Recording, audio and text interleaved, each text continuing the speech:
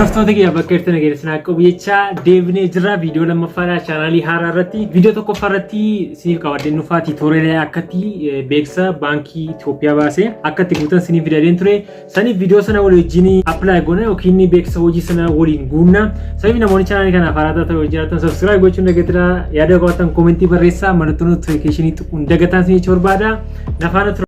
Liinkii Commercial Bank of Ethiopia erga seentanii booda user ni banatu jechuudha register today jettu sana booda fuula kana sinii fidaa maqaa keessan itti galchitu jechuudha first name irratti maqaa abbaa keessan galchitu father name grandfather name keessan maqaa akaakayyuu keessan ni galchitu asitti immoo email keessan galchitu jechuudha email kun gmail qabdan galchitu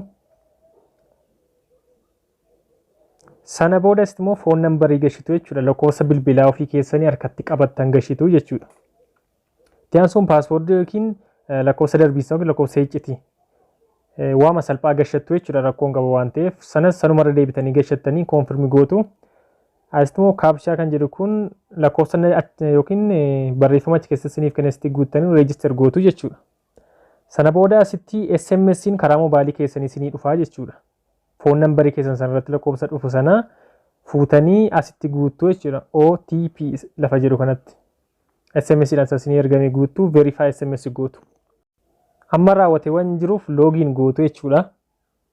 Banattanii jirtu jechuudha amma login gootu. Sana booda password email keessan save godhate waan jiruuf ammas login gootu jechuudha. As gaafa dhuftan immoo cheekii godhattu irra deebitanii maqaa keessan sirrii akka ta'e email keessan akka sirrii ta'e cheekii gootanis immoo guyyaa dhaloota keessanii birthday keessan guutu jechuudha. Birthday keessan bara dhalatan jechuudha akka faranjiitti guutu.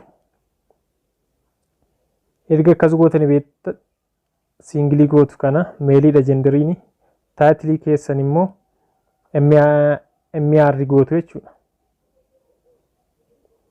Iskiin irratti waan isinii fidaan jirre select ethnic group.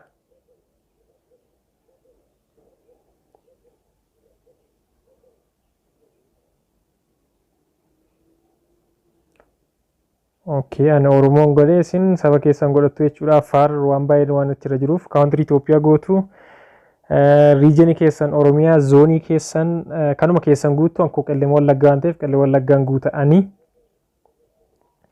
waradaa keessan guutu jechuudha. Sitti kanuma dookumentii keessan ijoollee ilaallatu jechuudha. Kiyya daallee 3 qabalee duwwaa 2 postal code yoo naannoo Finfinnee jiraattanii 1000dha. Yoo PO box number qabaatan immoo PO box guutu jechuudha. Amma fakkeenyaaf PO box waan hin qabuuf PO box number koon guutaa jechuudha. PO point BOX an PO box waan banadhee qabuufan sana guute garuu yoo postal code naannoo keessanii guutuu dandeessu jechuudha. Kan naannoo Finfinnee 1000dha.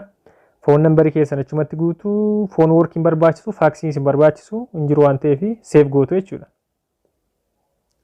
Save erga gootanii booda loading gochaa kunnoo gararraadha. Erga save ta'e raatee next jettuun jechuudha.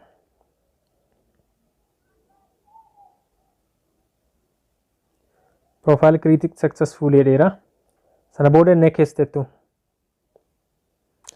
Asitti attach for application jedha. Recent file dha kun CV keessan gashattu jechuudha achitti. Anko kuno ammasti CV gasheera. Grade 8 documentii kutaa 8ffaa gashitu jechuudha. Maalifi folderii walitti qabatanii iddoo tokko kaa'achuu dandeessu jechuudha. Lamman lammansaa gashadheera. CVs kan grade kutaa 8 gasheera jechuudha. Kuno an gasheera waddeera sin gaafa achi tuqxan sinii fidan gashatu next gootu. Sana booda fuula kanatti sin baasaa jechuudha. Add new educational qualification. University baratan guutu Amboo University tan baradhanii. Saniif Amboo University guutaa asii immoo degree keessan. Isin filachiisa gaafa tuqxanii bachelor degree guutanii.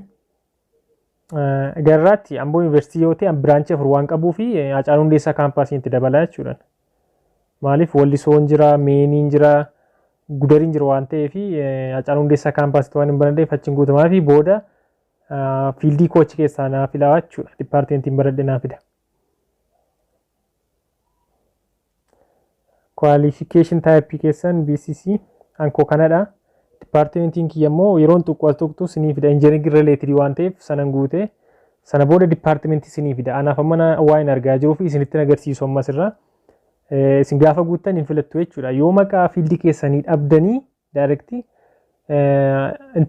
relate kan ta'e wanta ni jala jiru filtu jechuudha. Amma ankoo architecture jala jira jechuudha. Saniif architecture filaa jechuudha.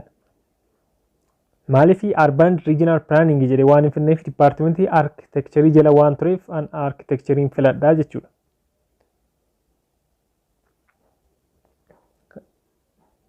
Sana boodas immoo GPA keessan guutuu jechuudha. Yeroo eebbifamtan kun immoo guyyaa gaafa eebbifamtan an Julaay 2022 baranumaan eebbifame jechuudha. Asitti immoo dippiloomaa sartifikeetii keessanii gashitu jechuudha. Gara gadii kanatti hangasheera kunoo. As immoo tiraanskriptii sagalee hanga 12 sana gashitu jechuudha. Asitti immoo koosti sheeringii mana barumsaarraa fudhattan sana gashitu jechuudha. Kunoo koosti sheeringii gasheeraa jechuudha kunoo. Sadansaa gashee xumureenanii isinis kan keessan gashattu jechuudha. Seef gootu sana booda. Erga seef gootanii raattanii booda kunoo tastis ni fida. Amboo Yuunivarsiitii dipaartimentii kiyyaa baran eebbifamee qabxii kiyyaa waan hundumaa naaf kaa'aa jira jechuudha. Barumsa dabalataa yoo qabaattanis hin guuttu jechuudha. New educationally barumsa dabalataa hin qabdan taanaan immoo nakkeesti gootu jechuudha.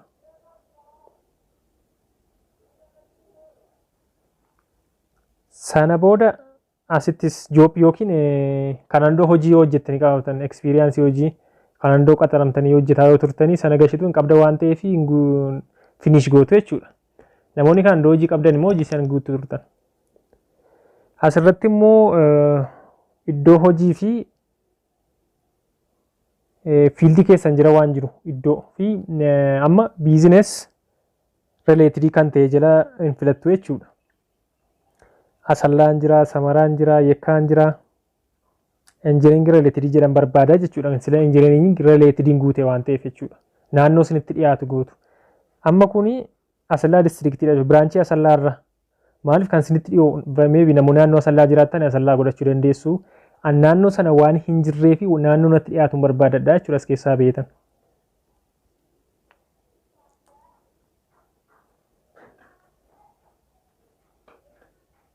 As keessaa dhiiseen ba'a.